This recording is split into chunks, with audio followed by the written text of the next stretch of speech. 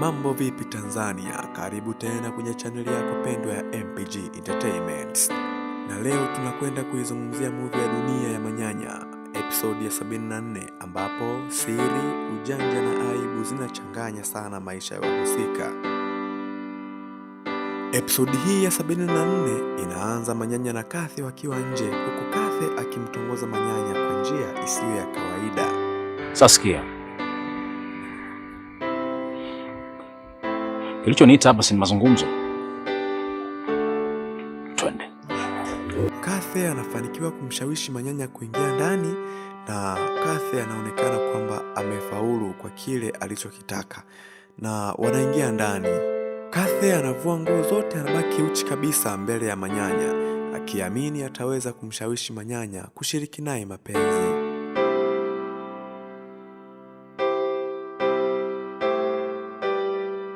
Hata hivyo mambo hayakwenda kama alivyotarajia.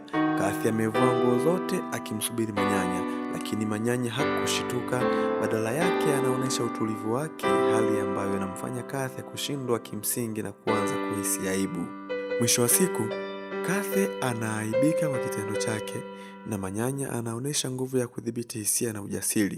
Tukio hili linafundisha kuwa hata katika hali zisizo za kawaida, udhibiti na heshima ni muhimu, na kufanya kitu kwa shinikizo la hisia siyo sahihi. Yaani kiufupi, haujanishtua kwa chochote.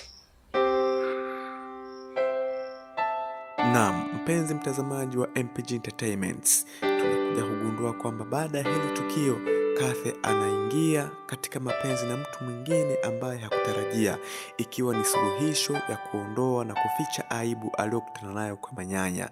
Je, wewe mpenzi mtazamaji wa MPG Entertainment, unajifunza nini kwa matukio haya aliyoyafanya Kathy na matokeo aliyoyapata?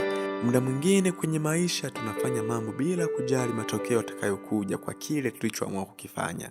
Ikiwa umependa recap ya leo, like, comment, lakini pia usisahau kusubscribe ili uendelee kupata taarifa mbalimbali, burudani mbalimbali, mambo mbalimbali yanayorushwa hapa MPG Entertainment. Welcome.